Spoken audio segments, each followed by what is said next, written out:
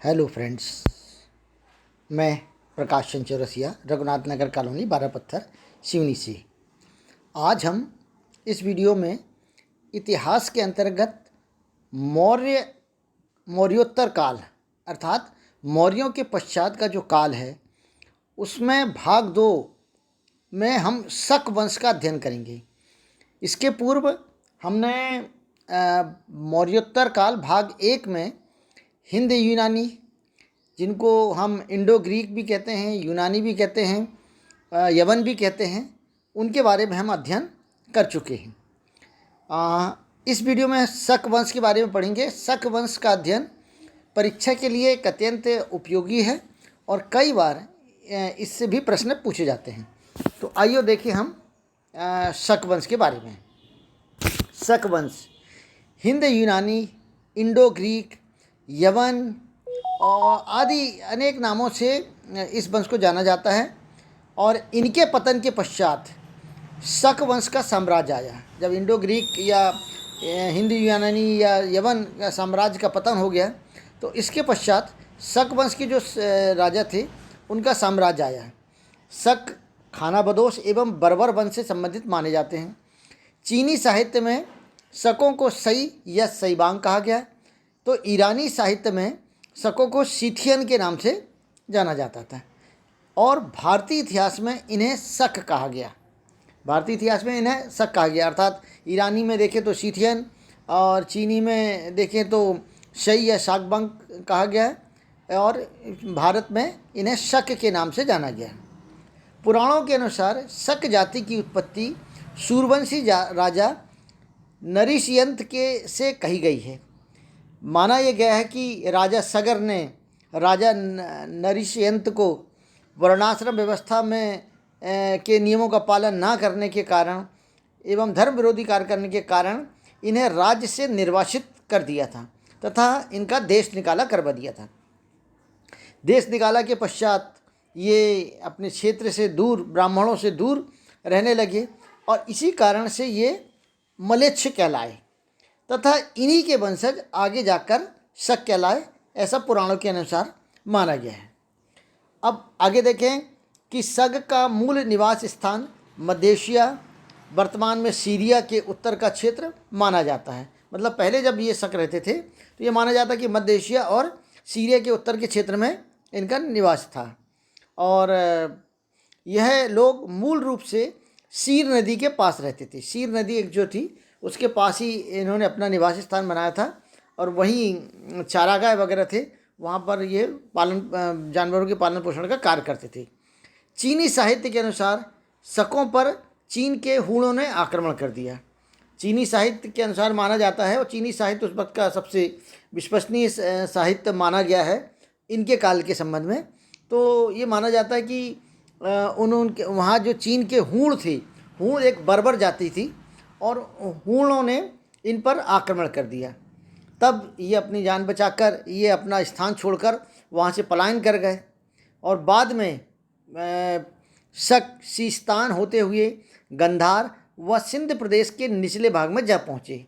अर्थात सिंध जो प्रदेश है उसके निचले भाग में जा पहुँचे और सिंध नदी के किनारे इन्होंने अपना जीवन यापन शुरू कर दिया। वहाँ पर यवनों के छोटे छोटे शासक थे, उन पर इन्होंने संगठित होकर आक्रमण किया और यवनों के छोटे छोटे शासक पर जीत हासिल कर ली और नदी के तट पर स्थित मीन नगर को इन्होंने अपनी राजधानी बनाया। तो ये अब आ गया भारत में इन्होंने प्रवेश किया था। इनके संबंध में और जानकारी देख ले कि शक के संबंध में स्किथी जनजाति समुदाय से माना जाता है। स्किथी जो जनजाति थी एक खानाबदोश एवं बर्बर जनजाति मानी गई है। अनेक इतिहासकारों ने शकों को स्किथी की एक विशेष जनजाति बताया, अर्थात सभी शक स्किथी थे लेकिन सभी स्किथी शक नहीं थे। अर्थात जितने भी शक थे वो स्किथी जनजाति के तो थे लेकिन सभी जो स्किथी थे वो शक नहीं थे, अर्थात शकों की एक अलग से जनजाति थी। इनके संबंध में इतिहासकारों के अलग अलग मत हैं। अलग अलग इतिहासकार इनके संबंध में अलग अलग मत देते हैं। शकों के संबंध में जो जानकारी हमको प्राप्त होती है वो मथुरा के संग्रहालय में मूर्ति, स्तंभ, शीर्ष स्तंभ, मुद्रा, जूनागढ़ के शिलालेख, रुद्रदमन का शिलालेख, नासिक एवं जुन्नार के गुहालेख आदि से इनके संबंध में हमको जो जानकारी प्राप्त होती है। शक का पहला शासक माओस था। अभिलेखों में ये माना गया है कि अभिलेखों में माओस का नाम माउस या मोगा भी कहा गया है। कहीं कहीं इसको माउस कहा गया है, कहीं कहीं मोगा कहा गया है और कहीं माओस भी कहा गया है। माओस के पश्चात उसका पुत्र एजिस तक्षशिला का राजा बना। इसके पश्चात क्रमशः एजलीसेस एवं एजेस द्वितीय ने यहाँ पर शासन किया, ये माना जाता है। भारत एवं अफगानिस्तान में अब यहाँ शासन करने के पश्चात इनकी 5 शाखाएं बन गई। भारत एवं अफगानिस्तान में शासकों की 5 शाखाएं बन गई और इनमें से सभी की राजधानी भारत या अफगानिस्तान में अलग अलग भागों में थी। अर्थात जो 5 शाखाएं थी सबकी अलग अलग राजधानी थी और अलग अलग नाम भागों में थी। अफगान में इनकी जो 5 शाखाएं थी, अफगान में 1 शाखा थी और भारत में शकों की 4 क्षेत्रीय शाखाएं थी। अर्थात इनकी जो 5 शाखाएं थी उनमें से 1 शाखा अफगान में थी और शेष 4 शाखाएं भारत में इनकी फैल गई। और भारत में जो फैली थी उनको 2 भागों में संगठित मान लिया कर दिया गया है। एक उत्तरी क्षत्रप कहलाए, मतलब उनकी एक जो शाखा थी उसके जो शासन करने वाले थे उनको उत्तरी क्षत्रप कहलाए और दूसरा पश्चिमी क्षत्रप वाले। इनके बारे में आगे देखिए हम कि शक और क्षत्रप। शक क्षत्रप के संबंध में काल एवं तिथि का उल्लेख इसलिए नहीं किया गया है क्योंकि इन शासकों के संबंध में इतिहास में ज़्यादा जानकारी हमको प्राप्त नहीं होती है और ज़्यादा जानकारी प्राप्त ना होने के कारण तथा जो जानकारी अभिलेखों में प्राप्त हुई वो भी अस्पष्ट जानकारी है। इसके कारण इतिहासकारों में विवाद की स्थिति है।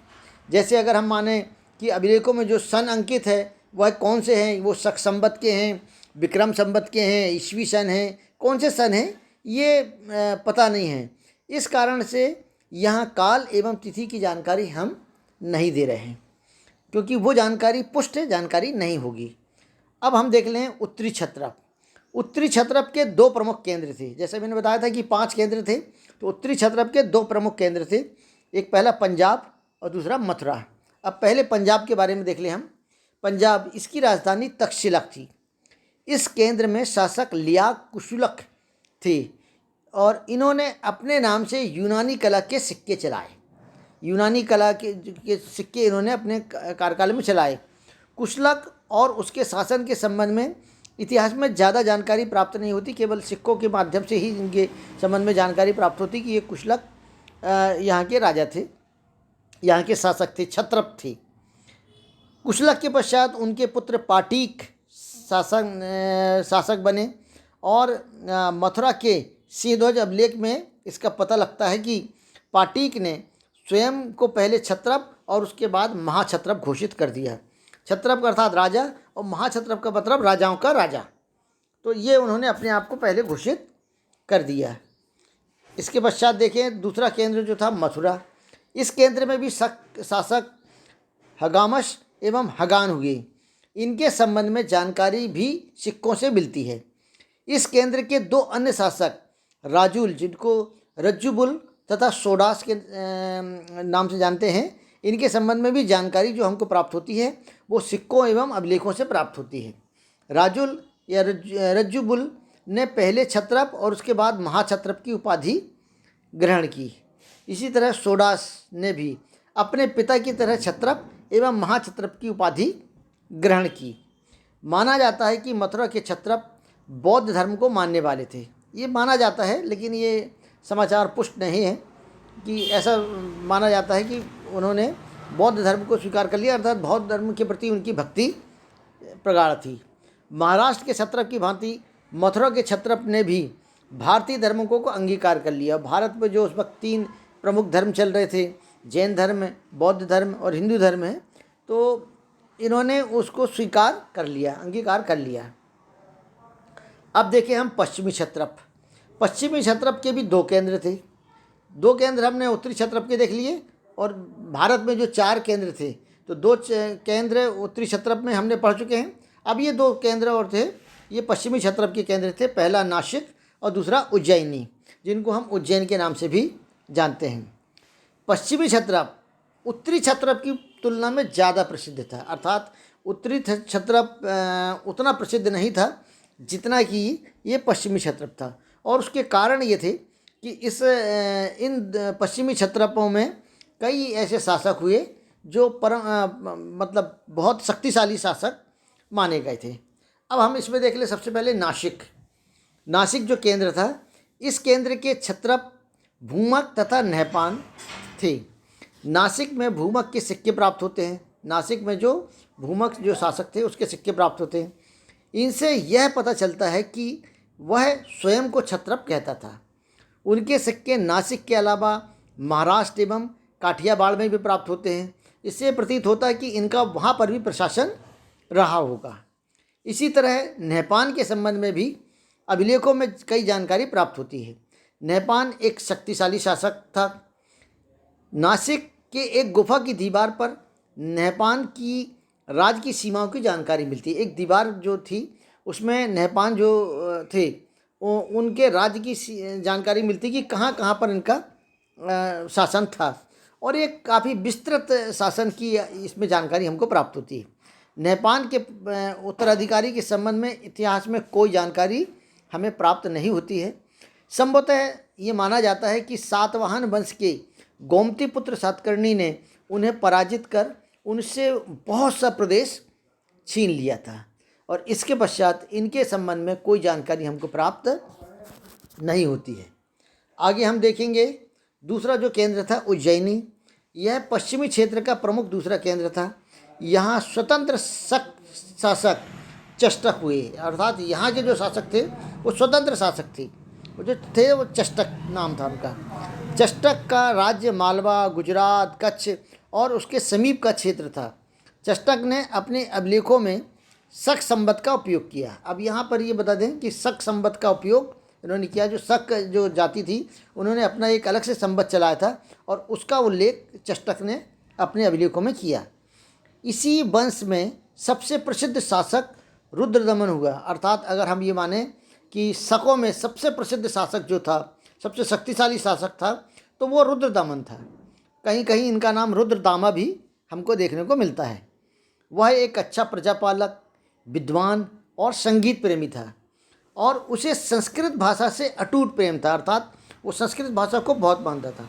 उसने संस्कृत भाषा में जूनागढ़ में अपने अभिलेख लिखवाया। अर्थात उसके जो अभिलेख हमको मिलते हैं जूनागढ़ में वो संस्कृत भाषा में लिखे गए। विशाल और काफ़ी बृहत अभिलेख वहाँ पर संस्कृत भाषा का हमको देखने को मिलता है। इसके शासनकाल में उज्जैनी शिक्षा के क्षेत्र में महत्वपूर्ण केंद्र बन गई थी। अच्छा, उज्जैन जो था उस वक्त में एक महत्वपूर्ण केंद्र बन गई थी, अर्थात शिक्षा प्राप्त करने का एक महत्वपूर्ण केंद्र थी। ऐसा प्रतीत होता है कि रुद्रदमन के पूर्व शकों की शक्ति क्षीण हो गई थी। ऐसा भी माना जाता है कि रुद्रदमन जो था इसके काफ़ी उनकी शक्तियाँ क्षीण हो गई थी, लेकिन फिर जब रुद्रदमन आया तो उन्होंने पुनः मतलब अपनी शक्ति को संगठित किया और शक्ति अर्जित करने के पश्चात अपने समकालीन सातकर्णी राजा थे, जो सातकर्णी राजा थे, उनको पराजित कर अपना विशाल साम्राज्य पुनः उन्होंने स्थापित किया। रुद्रदमन के विजय के संबंध में जो जानकारी हमको प्राप्त होती है वो गिरनार के अभिलेखों से प्राप्त होती है। रुद्रदमन ने सातकर्णी राजा को पराजित किया। युद्ध के उपरांत संधि में अपनी पुत्री का विवाह सातकर्णी से कर भी दिया था। संभवतः वह वाशिष्ठी पुत्र शिव सातकर्णी था, लेकिन इसके संबंध में विस्पष्ट अभिलेख प्राप्त नहीं होते। संभवतः ये माना जाता है कि वाशिष्ठी पुत्र शिव सातकर्णी से इन्होंने अपनी पुत्री का विवाह कर दिया था। रुद्रदमन ने अपने निजी आय से चंद्रगुप्त मौर्य द्वारा निर्मित सुदर्शन झील का जीर्णोद्धार कराया था। यहाँ बताते हैं कि रुद्रदमन उस झील का निर्माण करवाना चाहते थे, लेकिन रुद्रदमन के जो अन्य वो थे उन्होंने इसकी अनुमति प्रदान नहीं की। अर्थात इससे उन्हें रुद्रदमन ने फिर अपनी निजी आय से जो चंद्रगुप्त मौर्य द्वारा जो सुदर्शन झील थी उसका जीर्णोद्धार कराया और उसे और बढ़िया झील बनाया। उसने यह भी प्रण लिया था कि युद्ध को छोड़कर वह किसी अन्य तरह से किसी की हत्या नहीं करेगा। अर्थात राजा का ये रहता है कि वो किसी की भी हत्या कर देते हैं, लेकिन ऐसा उन्होंने प्रण लिया था और अंत तक उन्होंने अपनी इस प्रण को अपनाया। इस तरह से ये हो गया। अब अगर हम देखें शकों का योगदान भारत में क्या क्या रहा, तो शकों ने 78 ईस्वी में शक संवत प्रारंभ किया। अच्छा, शक संवत प्रारंभ क्या मतलब? शक संवत आज अगर हम देखें तो शक संवत भारत का एक राष्ट्रीय कैलेंडर है। इसमें 365 दिन और 12 माह होते हैं। यह अंग्रेजी कैलेंडर से 78 वर्ष पीछे है। अर्थात वर्तमान में अगर हम माने कि 2022 चल रहा है ईस्वी सन, तो इसमें 78 अगर हम घटा देते हैं तो 1944 जो है वो शक संवत है। कैलेंडर में भी आपको ये देखने को मिल जाएगा कि वर्तमान में जो शक संवत है वो 1944 चल रहा है। इसी प्रकार अगर हम विक्रम संवत की बात करें तो विक्रम संवत में ईस्वी जो सन है इसमें 57 अगर हम जोड़ देते हैं तो वो विक्रम संवत बन जाता है। 57 वर्ष जोड़ देते हैं तो वो विक्रम संवत बन जाता है। विक्रम संवत जो है और शक संवत, इन दोनों संवत में अभी वर्तमान में ईस्वी सन चल रहा है, लेकिन विक्रम संवत और शक संवत इन दोनों संवत में 135 वर्ष का अंतर है। अर्थात जिस समय आज हम यहाँ पर हैं तो इस समय तीन विक्रम संवत भी चल रहे हैं, ईस्वी सन भी चल रहा है और शक संवत भी वर्तमान में चल रहा है। प्रमुख अगर हम देखें तो बंगला सन भी है, वीर निर्माण संवत भी है, ईस्वी सन भी है, विक्रम संवत भी है, शक संवत भी है और एक और संवत है हिजरी सन। इसके अतिरिक्त भी कई और सन हैं या संवत है। इसके बारे में एक अलग वीडियो कि कौन कौन से संवत हैं, उनका कब कब हुआ, उसके बारे में एक अलग से वीडियो बनाया जाएगा। तो इसलिए अगर इसको सब्सक्राइब करते हैं तो आपको अन्य वीडियो जो बनने वाले हैं वो आपको सहजता से प्राप्त हो जाएंगे। आगे हम देखेंगे कि सनातन संस्कृति को अपनाया, शकों ने सनातन संस्कृति को अपनाया एवं वैदिक धर्मानुसार कार्य करने लगे। इन्होंने सनातन संस्कृति को स्वीकार कर लिया और उसी के अनुसार अपने वैदिक धर्म अनुसार काम ये करने लगे। भारत में बोली जाने वाली भाषाओं को भी उन्होंने अपनाया और उनका विकास भी किया। और विशेष रूप से जैसे रुद्रदमन की बात करें तो उन्होंने संस्कृत भाषा का विकास किया। चौथा अगर हम देखें इनके जो योगदान रहे, मौर्यकालीन सुदर्शन झील का जीर्णोद्धार कराया। अर्थात मौर्यकालीन सुदर्शन झील जिसे चंद्रगुप्त मौर्य ने बनवाया था, उसका जीर्णोद्धार रुद्रदमन ने अपने स्वयं के पैसे से, स्वयं के आय से उन्होंने करवाया था। तो ये भी शकों का योगदान रहा है। पांचवा अगर हम देखें, जाति एवं वर्ग से ऊपर उठकर इन्होंने वैवाहिक संबंध स्थापित किए। अन्य जो धर्म के लोग थे उनसे उन्होंने वैवाहिक संबंध भी स्थापित किए। छठी बात देखें हम, शक शासक रुद्रदमन ने संस्कृत भाषा में प्रथम नाटक की रचना की। तो ये भी संस्कृत भाषा के प्रेमी थे रुद्रदमन और उन्होंने एक अभिलेख भी अंकित करवाया था संस्कृत भाषा में। तो उन्होंने प्रथम नाटक की भी रचना की। सातवां अगर देखें, भारतीय इतिहास को बचाने के लिए शिलालेखों, ताम्रपत्र, गुहालेख आदि की इन्होंने सुरक्षा की और उन्हें बनवाया भी और उन्हें लगवाया भी। आठवां अगर देखें, छठ पूजा का आरंभ भी माना जाता है कि शकों ने ही आरंभ किया। आज भी हम बिहार और उत्तर प्रदेश में देखें तो छठ पूजा एक महत्वपूर्ण और बहुत बड़ा त्यौहार माना जाता है।